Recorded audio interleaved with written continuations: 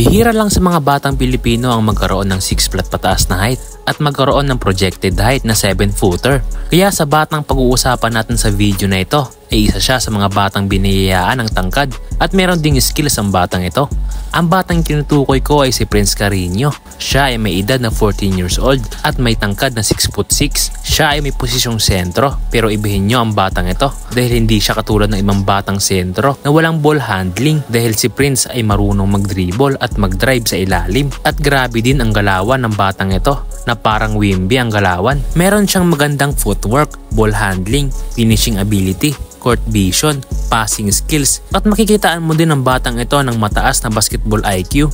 Sa edad ng 14 years old ay napabilang na agad siya sa roster ng FEU Tamarao sa under 17. Ito ang isa sa mga patunay na meron talagang skills ang batang ito. Marami na ring nasalihang liga si Prince at palagi niyang dinudumina ang kategorya ng under 15 at under 14 at may ilang beses na siyang nag-champion at naging MVP sa mga ligang nasalihan niya.